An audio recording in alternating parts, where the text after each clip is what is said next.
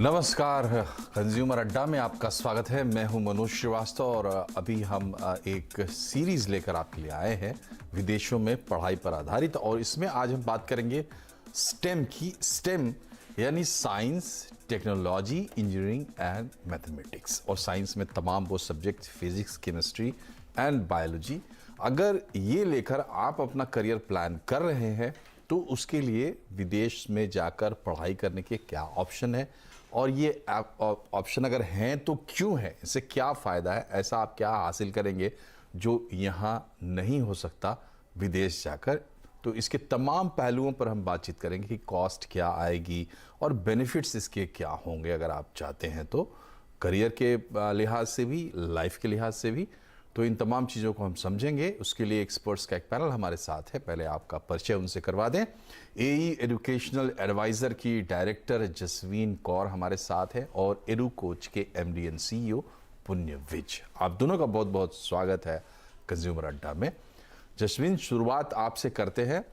Science का background है, science में करियर बनाना है, फिजिक्स, केमिस्ट्री, बायोलॉजी से, और जैसा कि उसको अब कहा जा रहा है स्टेम।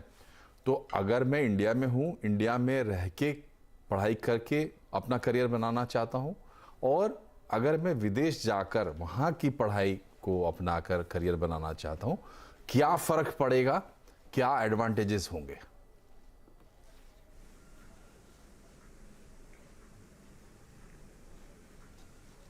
जी नमस्कार सभी दर्शकों का, एंड धन्यवाद आपने मुझे आज ये मौका दिया यहाँ पे आने का।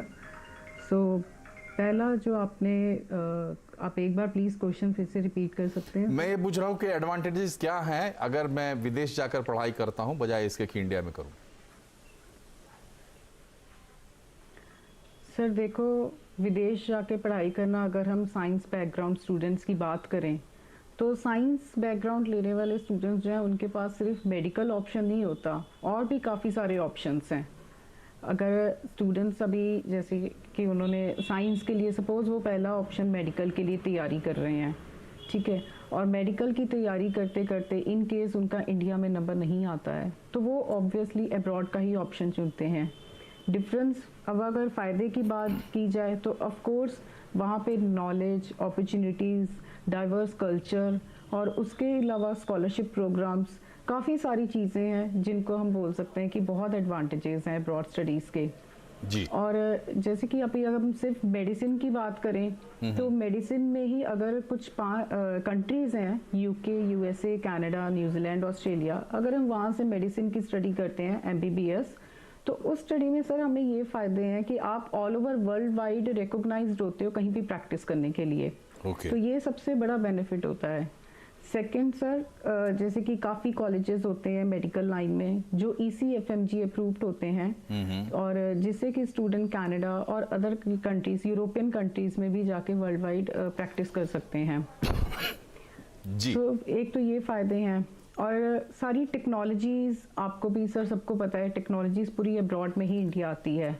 नो डाउट हमारी इंडियन मेडिसिन की स्टडी भी बहुत अच्छी है, ऐसी बात नहीं है। सो जनरली जो मेडिसिन लाइन में स्टूडेंट्स अगर अब्रॉड को चूज़ कर रहे हैं, उसका एक बेसिक रीज़न ये है sir, one of the basic reason ये है कि मेरिट लिस्ट, जब स्टूडेंट्स यहाँ पे उनका मेरिट लिस्ट में नाम नहीं आता है तो उनके पास ऑप्शन नहीं होते, बजट्स नहीं होते हैं, तो फिर वो अपने लिए वहाँ की कंट्रीज़ को ही चूज़ करते हैं। जो इंडिया मेडिसिन अगर हम शुरू करते हैं सर, तो इंडिया में जी मेडिसिन के लिए आपने बिल्कुल सही बात बताई कि एक मेरिट लिस्ट का उसमें बड़ा रोल है। लेकिन पुण्य ये बताइए कि बियॉन्ड मेडिसिन अगर हम बात करें साइंस सब्जेक्ट से, अदर करियर की, मैथ्स से, टेक्नोलॉजी में जो पूरा नया अरीना खुल रहा है, वो तमाम जॉब्स, ऐसा माना जाता है कि विदेश में जो कोर्सेज तैयार किए जा रहे हैं वो इस तरीके से किए जा रहे हैं कि बिल्कुल इंडस्ट्री के डिमांड के बगल में उनको कॉइन किया जा रहा है, और इसकी वजह से एक सेंस बनता है कि आप विदेश में जाकर पढ़ाई करें। कौन से वो कोर्सेज हैं या कौन से वो जॉब्स हैं जो हम विदेश की पढ़ाई से हासिल कर पा रहे हैं, टेक्नोलॉजी या साइंस, स्टैटिस्टिक्स वगैरह में, जो कि इंडिया में पढ़ाई करने से थोड़ा मुश्किल होगी? Thank you. तो ऐसा है जैसे हम साइंस की बात करते हैं, पहले तो मैं साइंस और इंजीनियरिंग में मेन अंतर बताना चाहूँगा, क्योंकि मैं दोनों के आपको कोर्सेज बताऊँगा जो विदेश में ज़्यादा पॉपुलर है। साइंस में कौन सा कोर्स पॉपुलर है और इंजीनियरिंग में कौन सा कोर्स पॉपुलर है। तो इंजीनियरिंग जो साइंस स्टेम में जो इंजीनियरिंग है, इंजीनियरिंग माना जाता है कि हम कोई एक नया प्रोडक्ट क्रिएट करें या कोई नया केमिकल क्रिएट करें। डिफरेंट टाइप्स ऑफ इंजीनियरिंग होती है। मैकेनिकल इंजीनियरिंग होती है जिसमें हम मशीन्स का उपयोग करना सीखते हैं और उन नई मशीन्स बनाते हैं। फिर इलेक्ट्रिकल इंजीनियरिंग होती है जिसमें हम नई इलेक्ट्रिकल चीज़ें बनाते हैं, सेमीकंडक्टर्स को इस्तेमाल करते हैं। तो ऐसे ऐसे जो जिसमें नई प्रोडक्ट्स और नई टेक्नोलॉजीज बन रही है उनको हम इंजीनियरिंग कहते हैं। और साइंस में जो बाकी अलाइड चीज़ें होती है, जैसे मेडिसिन हो गया, बायोमेडिसिन हो गया, फिजिक्स हो गया, केमिस्ट्री हो गया, केमिकल साइंसेस हो गए, ये सब साइंस में आते हैं। तो अगर मैं साइंस की बात करूँ तो जो कोविड जब से आया, पैंडेमिक शुरू हुए, जो बहुत ज़्यादा पॉपुलर कोर्स हो गए जिसकी इंडिया में बहुत कम ऑप्शंस थे और बाहर शुरू से काफ़ी 4-5 सालों से बहुत सारे ऑप्शंस चल रहे थे, वो है बायोटेक्नोलॉजी। सो एक पूरा अम्ब्रेला इसका माना जाता है लाइफ साइंसेस। तो लाइफ साइंसेस के अंदर microbiology, biology, biochemistry, biomedical sciences, genetics, immunology, ये सारे कोर्सेज बहुत ज़्यादा पॉपुलर हो गए हैं। और इंडिया में अभी भी जिन यूनिवर्सिटीज़ पे ये कोर्सेज ऑफर हो रहे हैं वो एक क्लस्टर की तरह ऑफर हो रहे हैं, सिर्फ बायोटेक्नोलॉजी या लाइफ साइंसेस। बट अब्रॉड में अगर आप पढ़ेंगे तो हर जो मैंने कोर्स आपको बताया है, हर कोर्स में छोटा छोटा अंतर है और हर कोर्स के लिए एक आपको डिग्री मिलेगी। तो ये एक बहुत ज़्यादा पॉपुलर कोर्स हो गया है। दूसरा चीज़, data science and data analytics, जो मैथमेटिक्स, कंप्यूटर साइंस और इकोनॉमिक्स को कंबाइन करके बनता है एक सब्जेक्ट, ये बहुत पॉपुलर हो गया है। इंडिया में भी जैसे अब नई नई यूनिवर्सिटीज़ आ रही है, एक मोहाली में आपने सुना होगा प्लाक्शा यूनिवर्सिटी है जो अभी 3 साल पहले आई है। Plaksha is a very good university, data science और एनालिटिक्स, बट ऑप्शंस इंडिया में अभी कम है। ओवरसीज में तकरीबन हर सेकंड यूनिवर्सिटी डेटा साइंस या डेटा एनालिटिक्स कोर्स ऑफर कर रही है। सो अगर आप मेरे से पूछेंगे साइंस में, तो बायोटेक्नोलॉजी का पूरा अम्ब्रेला जो मैंने आपको बताया और data science and data analytics काफ़ी पॉपुलर हो गए।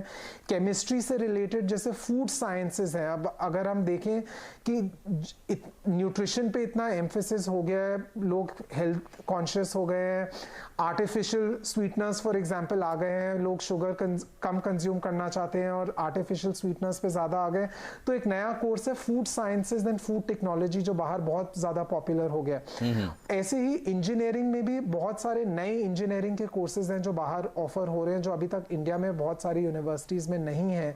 जैसे कि मैकाट्रॉनिक्स इंजीनियरिंग, इंडिया में अभी भी मैकेनिकल इंजीनियरिंग अलग से ऑफर हो रहा है, इलेक्ट्रॉनिक्स इंजीनियरिंग अलग से ऑफर हो रहा है, बट इन दोनों को हम कंबाइन करके एक और डिसिप्लिन बना सकते हैं जो मैकाट्रॉनिक्स इंजीनियरिंग है, जिसकी इंडिया में फॉर एग्जांपल ऑप्शन ज़्यादा नहीं है। ऐसे ही इन्वायरमेंटल इंजीनियरिंग बहुत ज़्यादा पॉपुलर कोर्स हो गया जो ओवरसीज में काफ़ी ऑप्शंस हैं। तो ये थोड़ी सी ऑप्शंस हैं जिनके लिए इंडिया में अगर लोग ये करना चाहते हैं तो इंडिया में उनको दिक्कत होगी एक अच्छी यूनिवर्सिटी फाइंड करने में, बट बाहर उनको अपने ग्रेड्स और बजट के हिसाब से वो यूनिवर्सिटी फाइंड कर सकते हैं। जी, तो चलिए ग्रेड्स और बजट्स की बात कर लेते हैं। जसवीन जी, ये बताइए कि कॉस्ट डिफरेंस क्या है? सर कॉस्ट डिफरेंस जैसे यहाँ के अगर हम कॉलेजेस देखें तो यहाँ पे भी कॉस्ट ऑलमोस्ट सेम ही हो जाती है अच्छे कोर्सेज की। और अगर हम अब्रॉड में जाएं तो अब्रॉड में भी सर कॉस्टिंग्स जो है 8 लाख से शुरू है एक सेमेस्टर की फीस जो है। और उसके अलावा अगर हम मेडिसिन कोर्सेज में जाते हैं तो आपके 1 CR और इस तरीके से पैकेजेस होते हैं। ओके। तो सर ऑलमोस्ट कॉस्ट डिफरेंस कोई बहुत ज्यादा डिफरेंस नहीं हो रहा है इंडिया से, एक नॉमिनल डिफरेंस ही आता है।